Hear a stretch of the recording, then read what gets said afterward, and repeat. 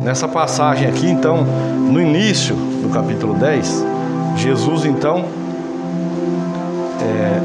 enviou os 70 discípulos, né, de 2 em 2, para que eles fossem, né, Jesus deu autoridade para eles, enviou para que eles fossem, anunciassem o Evangelho e que eles operassem sinais e maravilhas, assim como eles aprenderam, assim como Jesus tinha ensinado, né? Jesus deu autoridade para eles expulsar demônios, para eles curar as pessoas, né? E lá no versículo 17, então está registrado aqui, quando eles voltaram, então, eles saíram, né? Foram trabalhar, foram fazer a obra. No versículo 17, então, está dizendo assim, ó: então, os 70 discípulos retornaram muito felizes e relataram: Senhor, até os demônios se submetem ao nosso comando em teu nome. Então eles chegaram, né, felizes da vida.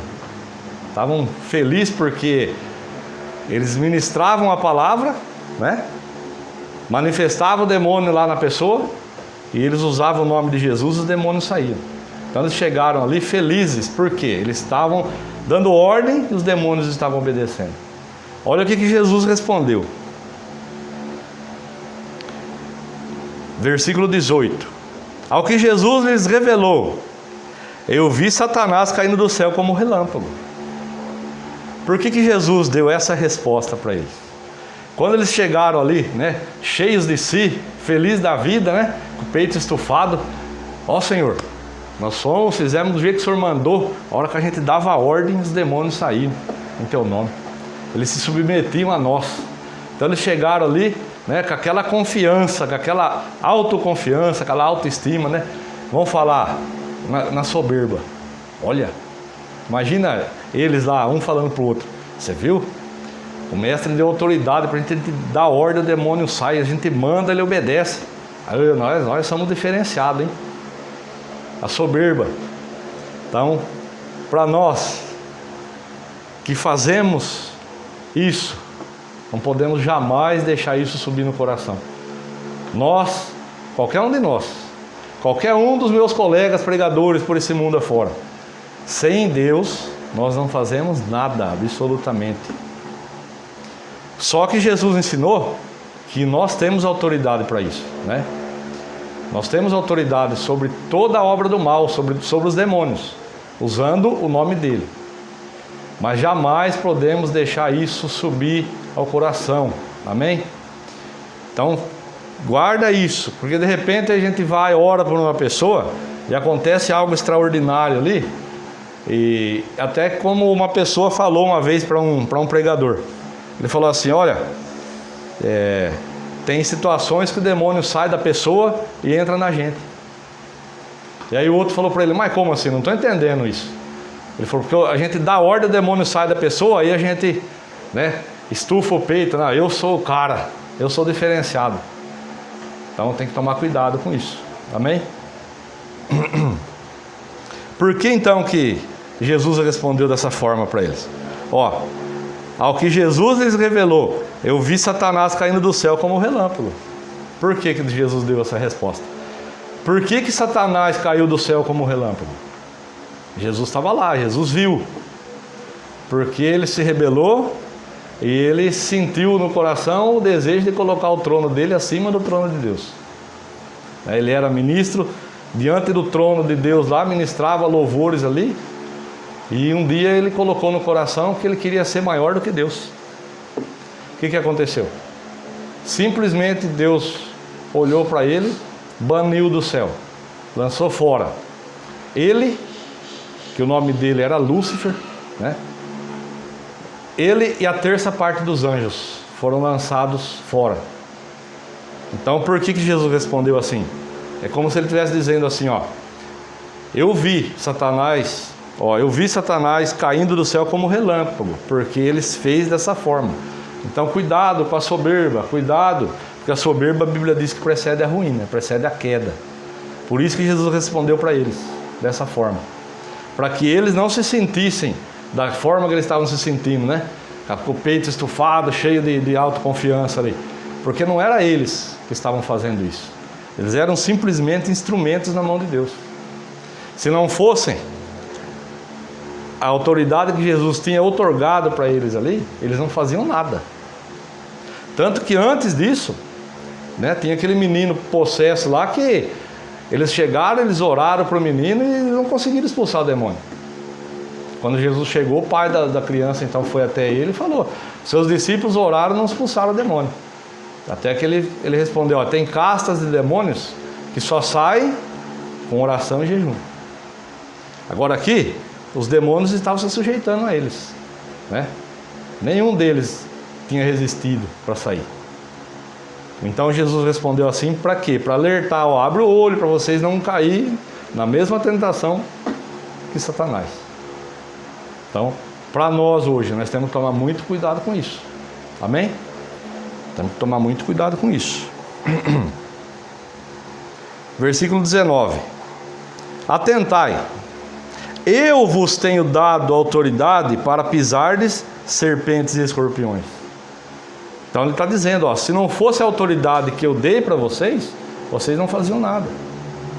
Então quando ele fala aqui, ó, atentar, ele está dizendo assim, presta atenção. Se não fosse a autoridade que eu dei para vocês, vocês não fariam nada. Ó, eu vos tenho dado autoridade para pisar de serpentes e escorpiões, assim como sobre todo o poder do inimigo, e nada e nem ninguém vos fará qualquer mal. Ele alertou os discípulos aqui, em seguida ele falou, ó, nada e nem ninguém vos fará qualquer mal. Então ele estava dizendo assim, vocês vão com confiança, mas a autoridade é minha, sem essa autoridade vocês não farão nada, então cuidado para não deixar subir no coração. Jesus estava ensinando, e aqui Jesus estava com eles, Jesus estava no meio deles ali. Eles foram caminhando, convivendo com Jesus, aprendendo, chegou o momento que Jesus então enviou. Ó, agora eu vou enviar vocês, por quê? Logo, logo eu não estarei mais aqui. Quem vai dar prosseguimento ao que vocês estão aprendendo são vocês. E hoje, em 2024, somos nós, né? Foi a vez deles, hoje é a nossa vez. De lá até aqui, quantos homens de Deus, quantas mulheres de Deus não fizeram essa obra, não receberam a autoridade de Jesus para pisar serpentes e escorpiões? Hoje é a nossa vez. Então por que Deus trouxe essa mensagem? Deus nos reveste de poder, nos dá autoridade e nos envia, né? Aí quando Deus opera o milagre, se a gente não tomar cuidado, é como eu dei o exemplo aqui, o demônio sai da pessoa e entra na gente, entra no coração, né? A gente sai do lugar ali, dono de si. Eu sou diferenciado, por isso que Deus me chamou. Todos nós somos comedores de arroz e feijão, né? Todos nós somos pessoas normais. Assim como ele fez com Eliseu. Era um homem normal, dos moradores de Gileade. Um dia Deus foi lá e levantou Eliseu, Elias. Hoje somos nós. Amém? Então, guarda isso no seu coração.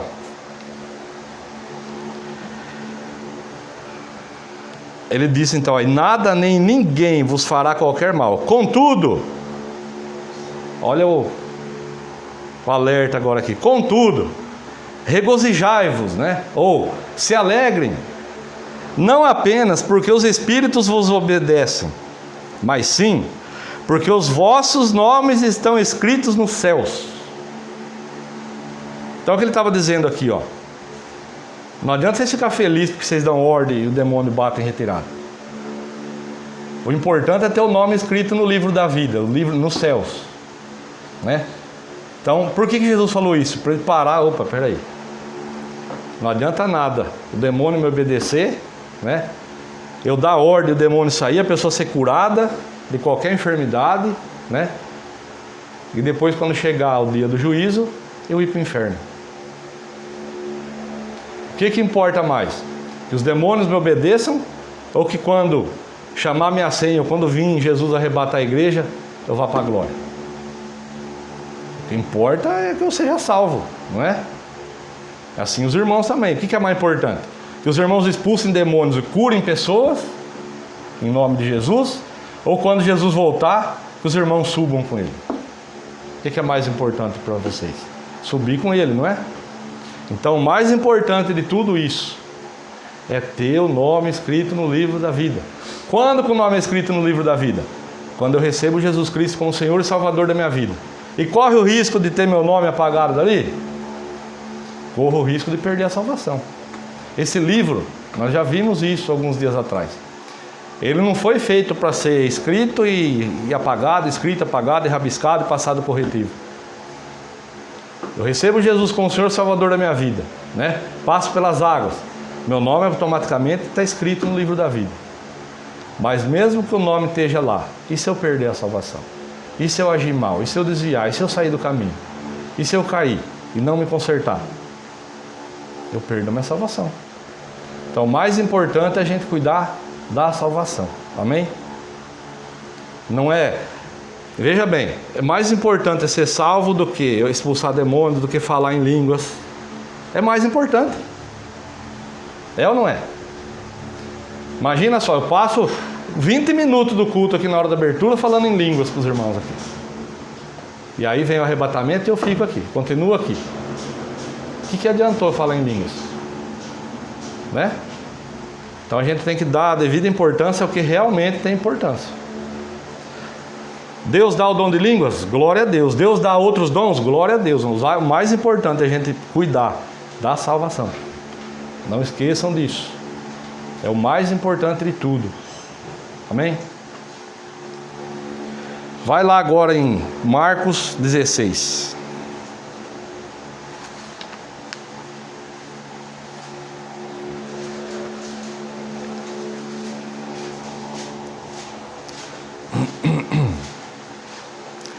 Evangelho de Marcos, capítulo 16, lá no versículo 14.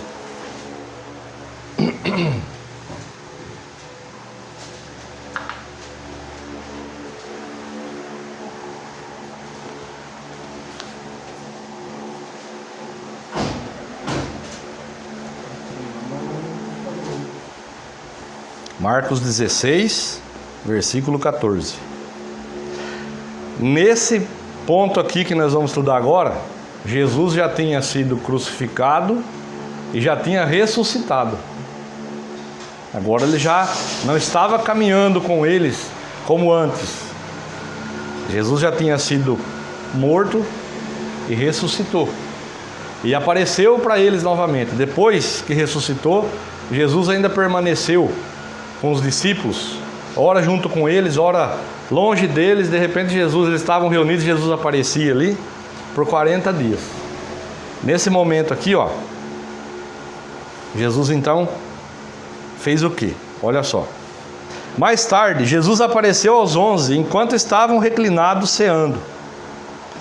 Repreendeu-lhes a falta de fé e a dureza dos corações, porque não acreditaram no testemunho daqueles que o tinham visto depois de ressurreto. E lhes ordenou: enquanto estiverdes indo pelo mundo inteiro, proclamai o evangelho a toda criatura. Então primeiro Jesus chegou ali, repreendeu eles. Por quê? Quando alguém chegou e falou assim, ó, Jesus ressuscitou, nós vimos ele, né? Aquelas mulheres que foram até o sepulcro. Depois chega aqueles discípulos que estavam indo para Emaús, voltaram imediatamente, chegaram lá, é verdade, nós vimos o Cristo. Mesmo assim eles não acreditaram. Então a primeira coisa que Jesus fez, repreendeu a falta de fé deles, né? E depois, ó, a dureza dos corações. Versículo 15 agora. E lhes ordenou: enquanto estiveres indo pelo mundo inteiro, proclamai o evangelho a toda criatura. Aquele que crer e for batizado será salvo. Todavia, quem não crer será condenado. Agora o 17, ó. E estes sinais acompanharão aos que crerem. É isso que está escrito na sua Bíblia aí? É? E estes sinais acompanharão aos que crerem. Em meu nome expulsarão demônios, em línguas novas falarão, pegarão serpentes com as mãos, E se algo mortífero beberem, de modo nenhum lhes fará mal. E sobre os enfermos imporão as mãos, e eles serão curados. Ó, de novo, e estes sinais acompanharão aos que crerem. Os sinais não vão acompanhar quem faz voto, eles não vão acompanhar quem faz oferta, eles não vão acompanhar quem é dizimista fiel, eles não vão acompanhar quem faz campanha. Amém? Eles vão acompanhar quem crê. Quem crê aí? Fala amém. Quem crê aí? Amém. Então, se você crê e se você está ligado na videira, esses sinais te acompanharão. Que sinais? Em meu nome expulsarão demônios. Então o que nós vimos lá? Jesus repreendeu eles, ó, cuidado para vocês não deixar subir para o coração. Aqui então ele está falando novamente, depois que ele ressuscitou. Os sinais acompanharão aos que crerem. Em meu nome expulsarão demônios. Então é só no nome dele. Não é por falar mais alto, não é por impostar a voz, não é... Não, eu posso chegar lá, né? A pessoa está endemoniada, eu vou chegar, em nome de Jesus, sai dela agora. Eu não preciso falar alto, não preciso bater o pé, não preciso sapatear, nada. É simplesmente usar o nome de Jesus. Em meu nome expulsarão demônios. Em línguas novas falarão. Pegarão serpentes com as mãos. Ele não está dizendo aqui exatamente que nós vamos pegar, né? Vou pegar a cobra com a mão lá, que mesmo que ela picar não vai fazer nada. O que simboliza serpente na Bíblia? Está se referindo a quem? Satanás, né? Então, se for necessário entrar em luta corporal com a pessoa endemoniada, é necessário. Eu oro, a pessoa lá está manifestada. Se eu tiver que entrar em luta corporal com ela ali, eu vou estar pegando em serpente, não vou? Pegarão em serpentes com as mãos. E se algo mortífero beberem, de modo nenhum lhes fará mal. Tá, então alguém vem com um copinho de veneno, daqui, que eu vou tomar porque Jesus falou que não vai fazer mal. Jamais. Aí você estará tentando a Deus. Lembra Jesus? Lá na tentação, no deserto? O que ele respondeu para Satanás? Não tentarás o Senhor teu Deus. Por que ele fez essa colocação aqui? Naquela época, o que acontecia muito? Imagina só. Eu fui levantado rei de um lugar. Quem reinava antes? Meu pai. Meu pai morreu, eu fui levantado rei. Mas talvez tenha um irmão meu que fala assim, não, isso é injusto, quem era para ser rei sou eu. Esse meu irmão foi levantado rei, não tinha o direito. Ele nem convivia aqui no reino, ele não sabe de nada, só porque ele era o primogênito e foi levantado rei. Não, eu vou tomar o lugar dele.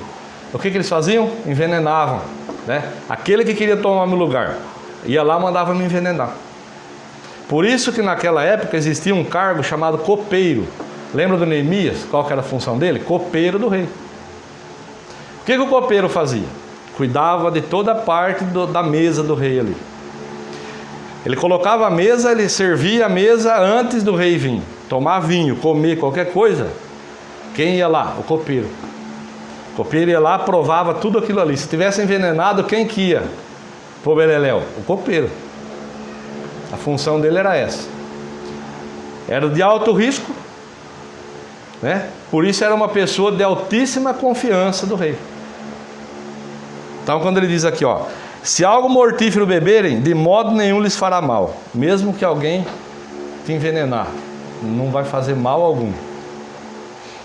Sobre os enfermos imporão as mãos e eles serão curados. Por quê? Pela unção de Deus que Ele coloca nas nossas mãos. Pelo nome de Jesus, né? Eu vou orar para o enfermo lá. Eu vou orar como? Em nome de Jesus. Vou ungir ele com óleo. Vou impor as minhas mãos. Vou orar. Tiago também fala sobre isso. Está entre vós alguém doente? Chama os presbíteros da igreja. E esses ungirão com óleo. Imporão as mãos sobre ele e os curarão. Então, é bíblico. Jesus mandou fazer. Lá em Tiago também está escrito. E um dia eu ouvi que isso aí era doutrina do ministério ao qual eu nasci. Então tem pessoa que falou, tem que estudar mais a Bíblia. Tem que se aprofundar. Não é doutrina do ministério. é bíblico. Jesus falou e Tiago também deixou registrado. Então, é para nós. Está dizendo que é só para o pastor? Está dizendo que é para o obreiro? Não, é para todos nós. Nós todos temos essa autoridade. Amém?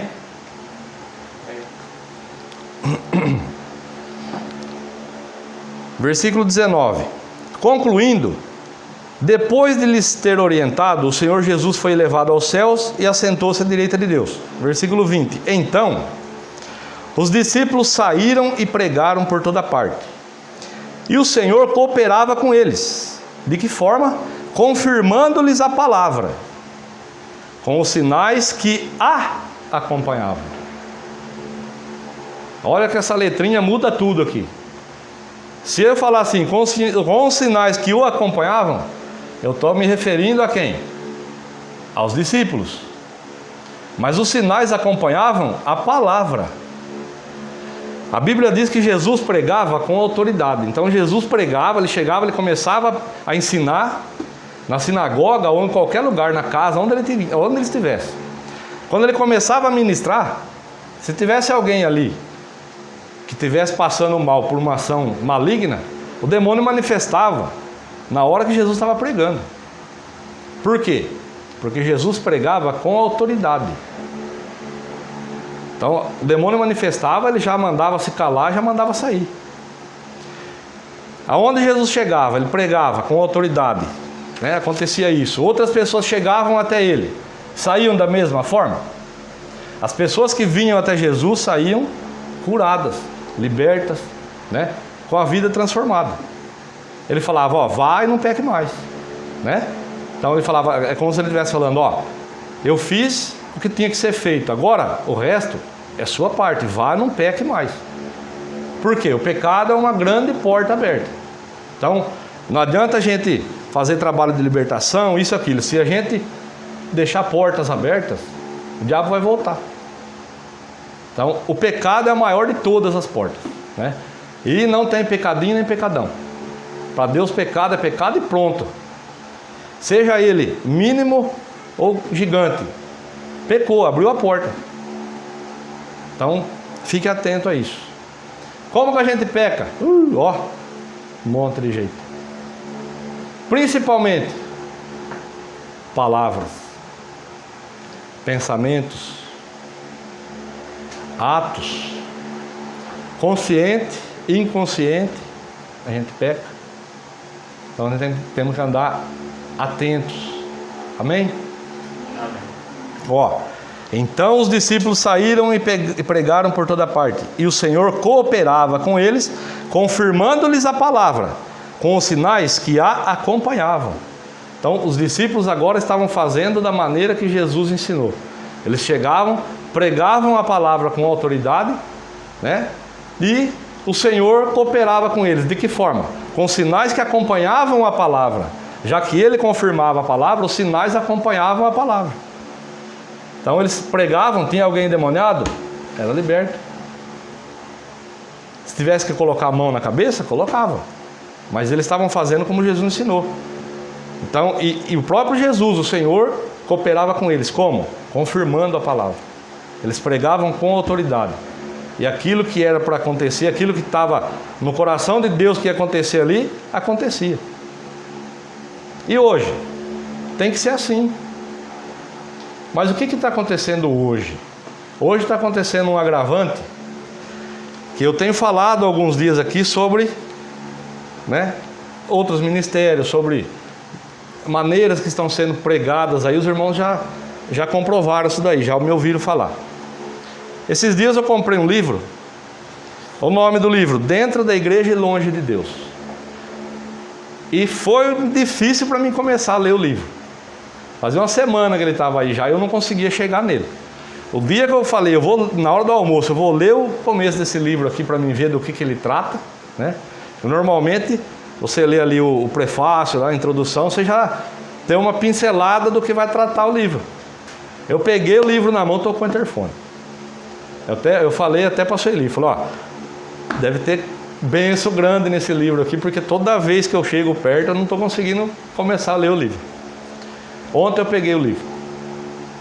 Eu pousei com a minha avó no hospital, eu cheguei aí, tomei um banho, dei uma cochilada, depois falei, hoje eu vou ler o livro. Peguei, eu li 60 páginas do livro ontem. Peguei do início, fui até a página de número 60, capítulo 6. O que ele está falando lá? Ele está falando, mais ou menos, né? Não exatamente, mais ou menos assim. Por que na época que Jesus estava na terra, ele pregava, os demônios manifestavam. Ele falava, algo acontecia. Ele curava, e as pessoas saíam de perto dele transformadas. Então tinha uma multidão que se arrastava atrás dele, onde ele estava. As pessoas sabiam, Jesus está lá em tal lugar. Em 5 minutos juntava aquele monte de gente. E hoje? Está cada vez diminuindo mais a operação de sinais e maravilhas dentro das igrejas. Por quê? O principal motivo que ele dá no livro lá, ele é um pastor que escreveu o livro, ele tem 25 anos de pastorado. Ele está dizendo assim, o que acontece muito?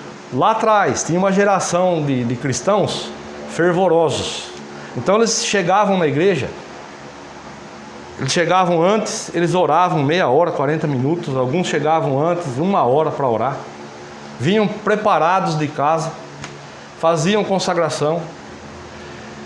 Durante o culto, Deus operava. Pessoas chegavam a levantar das cadeiras de rodas e saíam andando. Aí foi acontecendo o quê? Com o passar do tempo, vai nascendo a geração mais nova, né? Aquela geração fervorosa, né? Vai nascendo as crianças, vão crescendo ali. Então o que tem hoje? Tem muitas pessoas que se converteram a uma igreja cristã.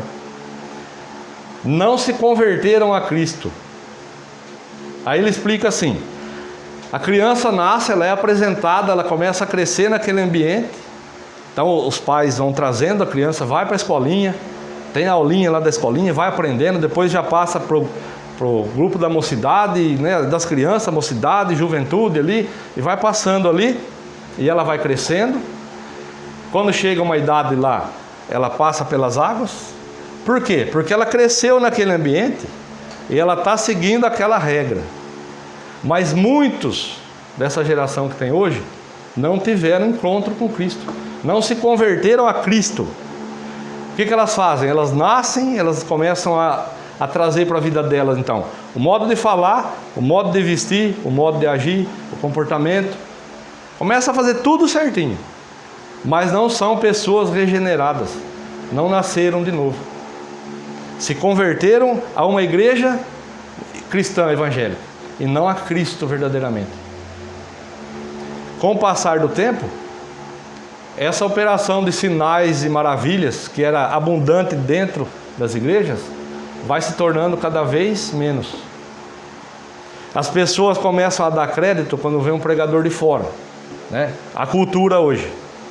Durante o mês todo, né, a igreja está lá com aquela quantidade de membros. Aí o pastor anuncia lá, ó, na próxima ceia vai vir um pastor da cidade tal, muito usado por Deus. Nesse dia aí falta lugar na igreja. Por quê? Não, vai vir um pastor de fora, ele vai trazer, ele vai operar sinais e maravilhas. E não é assim. O que Deus tem para fazer, independente de quem esteja aqui na frente, Deus vai fazer, Deus vai operar, Deus vai falar. Se você lá na sua casa, Senhor, faz aquela oração, Senhor, eu vou para o culto hoje, eu preciso de uma resposta. Você não fala para ninguém. Você chega aqui, entra, senta, prepara o seu coração. A resposta que você veio buscar, Deus vai te dar. Ele não vai falar o que você quer, Ele vai falar o que você precisa ouvir. É assim. Muita gente vai para a igreja esperando ouvir o que quer, né? E na verdade Deus nos fala o que nós precisamos ouvir. E muitas das vezes não é agradável. Não é a resposta que a gente espera, então não é agradável, né? Muita gente sai da igreja, não, hoje o culto não foi para mim, porque Deus não respondeu. Deus respondeu. É que na verdade a pessoa queria ouvir aquilo que ia agradar o ego dela, não o que ela ouviu. Então ela interpreta que foi por mão do lado, por mão de trás, ou por mão da frente, ou por fulano de tal, não para ela. Isso tem acontecido muito. eu tenho falado e da maneira que o pastor colocou no livro lá, é realmente o que acontece. Ó, eu anotei aqui da maneira que ele colocou lá. As pessoas têm se convertido a uma religião evangélica e não a Cristo. Passam a falar igual, vestir igual, né? Se comportar igual, mas não geram frutos. Templos lotados de igrejas, porque a igreja somos nós, né? Então ele fala assim, templos, que é o prédio, lotados de igrejas infrutíferas. Ou seja, igrejas que não geram frutos. Igual aquela figueira que Jesus foi procurar frutos e não achou. Estava cheia de folhas, estava vistosa, né? Ela simboliza esse tipo de cristão que está tendo hoje em dia. A pessoa age da maneira que ela aprendeu. Só que se for procurar fruto, só tem folhas. Não é frutífero, não gera frutos. Ó, templos lotados de igrejas infrutíferas. Principalmente as gerações que nascem em berço evangélico, que não foram regeneradas. O que é ser regenerado? É nascer de novo. Então, a pessoa cresce naquele ambiente, chega um momento chegou o momento de batizar, eu vou batizar. Batiza. Mas não nasceu de novo, não é regenerado. Então, nós fomos chamados para quê? Para fazer parte de uma geração a qual a Bíblia fala que no final dos tempos vai haver um grande avivamento na igreja. Nós somos chamados para isso, para fazer parte desse grande avivamento. E não para sermos igrejas infrutíferas. E diga-se de passagem, falando sobre gerar fruto, gerar fruto dói, tá? Gerar fruto é dolorido. Então, o que Deus quer? Que todos nós geremos frutos. Mas em época de manga, os irmãos já viram, né? Tem gente que taca pedra, tem gente que taca manga que está no chão, tem outros que vai lá cutucar para catar manga. Não é assim? Mas na época que não é época de manga, que não tem nada na mangueira, tem gente embaixo cutucando alguma coisa, tacando pedra, tacando outra manga? Não. Então, gerar fruto dói. Então, mas se prepare, porque é isso que Deus quer de mim e de você, que a gente dê frutos. Então pode se preparar, porque gerar fruto dói. Mas é através desses frutos que vai haver esse avivamento que a Bíblia fala. Nós somos chamados para isso. Nós não somos uma geração que nasceu dentro da igreja e nos acostumamos e nos conformamos e estamos imitando o que os outros fazem. Nós somos uma geração que fomos chamados, escolhidos. Olha o privilégio. Nós somos chamados por Deus para fazer parte de algo diferente. Amém? Quem está preparado aí para frutificar? Ih, cadê o amém? Amém. Glória a Deus. Então está preparado para ter luta também? Como eu falei, frutificar é dolorido. Está preparado? Glória a Deus. Deus está ouvindo isso. Então, ó, lembra? Os sinais acompanharão aos que? Não ouvi. Os sinais acompanharão aos que? Aquele que é dizimista fiel? Não. Aquele que faz voto? Não. Ofertante? Que faz campanha? Não. Sinais seguirão os que crerem. Quem crê aí? Dá glória a Deus. Glória a Deus. A minha avó está internada faz alguns dias já, com pneumonia. E durante a semana eu estou revezando à noite, eu e meu irmão, ficando com ela lá. E numa dessas noites que eu estava lá, de acompanhante com ela, chegou um momento lá que ela precisa tomar um medicamento e ela gosta de tomar o medicamento junto com alguma coisa. Ela sempre gosta de comer alguma coisa junto. Então ela falou assim, pega lá o chá para mim, 2 bolachinhas, que eu vou tomar o remédio para mim dormir.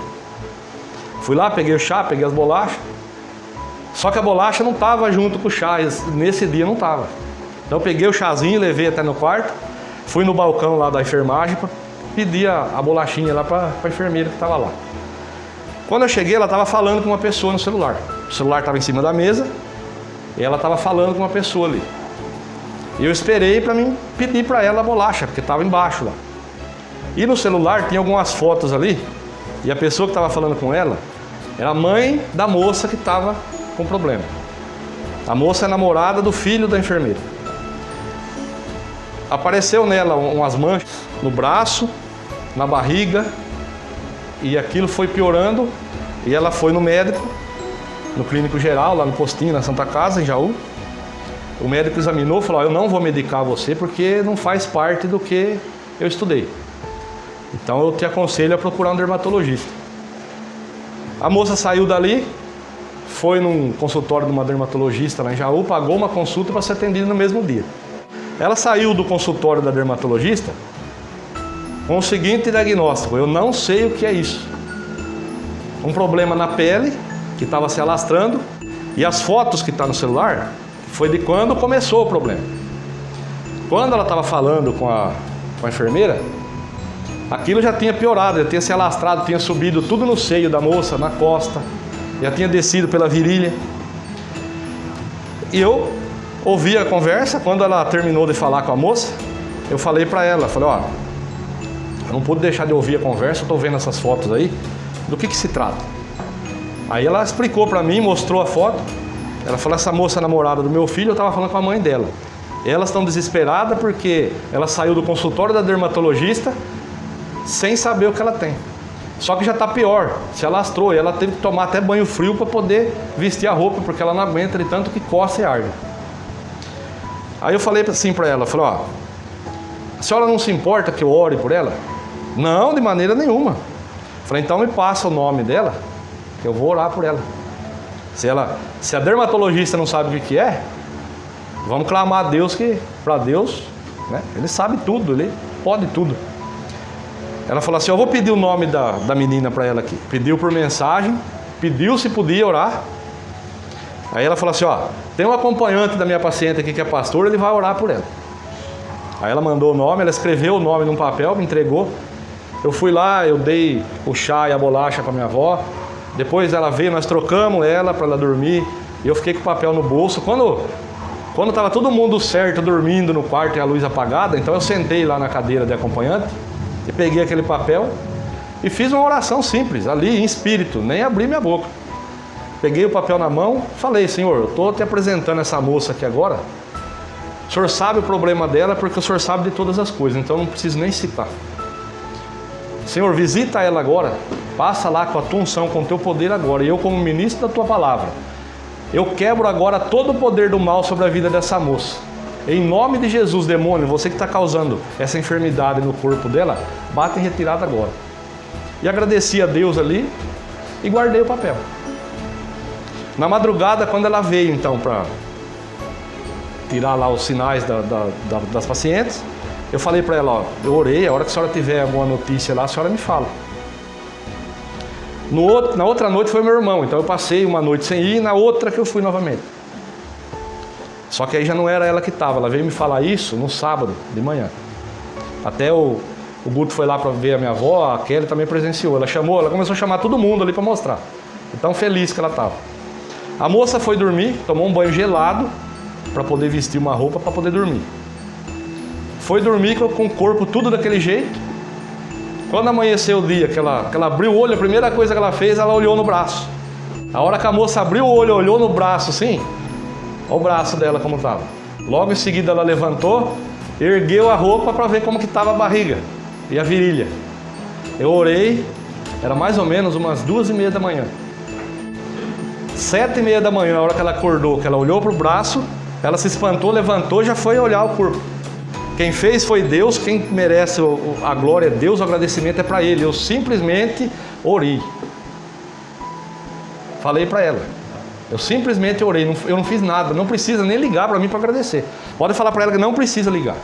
Se ela quiser ligar para falar comigo, pedir uma palavra, pedir uma orientação, eis-me aqui. Mas se for para agradecer, fala para ela entrar no quarto, botar o joelho no chão e agradecer a Deus, porque Deus visitou ela na madrugada e fez essa obra maravilhosa na vida dela. Eu simplesmente orei, só, que é para isso que eu fui chamado. Então, o que eu estou falando isso para os irmãos? Estou mostrando. Aí ela autorizou, fazer uma montagem com as fotos, com as mensagens e colocar no canal da igreja e colocar no grupo da igreja. Ela autorizou, ela pediu para a moça não pode pôr. Por que eu estou contando esse testemunho para os irmãos? Porque os sinais acompanharão aos que crerem. Basta crer, basta estar ligado na videira. Amém? Ele nos deu o poder para pisar serpentes e escorpiões e toda a obra do mal. Então está na nossa mão. Nós somos chamados para isso. Basta a gente crer. O que é crer? Acreditar 100%. Se eu tiver dúvida de 1% que Deus ia operar o milagre que Ele operou aí, não ia acontecer.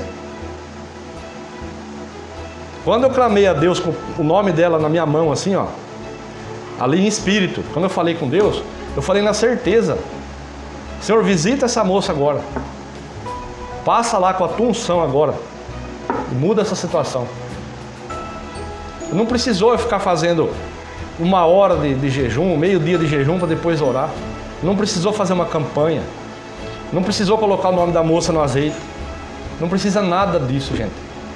Basta crer naquilo que nós estamos aprendendo, no que Jesus nos ensinou e está nos ensinando, no que está escrito aqui nesse livro. A partir do momento que eu aprendo e que eu creio fielmente, 100%, que Jesus ainda opera sinais, milagres e maravilhas, que Ele é o mesmo ontem, hoje e o será eternamente, Ele é o Senhor e não muda, tudo que Ele fazia lá, Ele faz hoje. Amém? Basta crer. É que muita gente precisa de ver, né? Como Tomé, muita gente precisa ver, precisa palpar, precisa pegar para acreditar. Isso é fé, é acreditar sem ver. Amém? Eu não estou falando isso para me gabar para ninguém. Quem sou eu? Pela misericórdia do Senhor eu estou aqui. É só Ele fazer assim, eu não estou mais. Então, eu não estou puxando nada para mim. Diante de Deus, eu estou testemunhando para os irmãos e dando um exemplo do que Deus faz quando a gente realmente crê e se lança nos braços dele. Então, se tem alguma área da sua vida que você ainda não crê verdadeiramente, só experimenta crer. Faz um teste. Experimenta fazer prova com Deus. Experimenta crer e se lançar nos braços dele. Mas se prepara. Se prepara, porque Deus vai mudar a sua situação, Deus vai mudar a sua vida, Deus vai mudar a sua história. Só faça esse teste, só experimenta crer verdadeiramente, 100%. Deixa a barra de carregamento chegar no 100% na sua fé. Aí você vai ver o sobrenatural acontecer na sua vida, na vida do seu familiar, no seu trabalho, lá na empresa, onde quer que você ouse crer realmente que Deus pode mudar a história. Que Deus vai mudar. Amém? Assim como Ele fez na vida dessa moça. E assim como Ele fez tantos outros milagres que eu cheguei a presenciar. Tem algo que é só entre Ele e você. Ele não vai colocar na minha boca, não vai colocar na boca de ninguém. Não diz respeito a ninguém. É entre Deus e você. Então, busque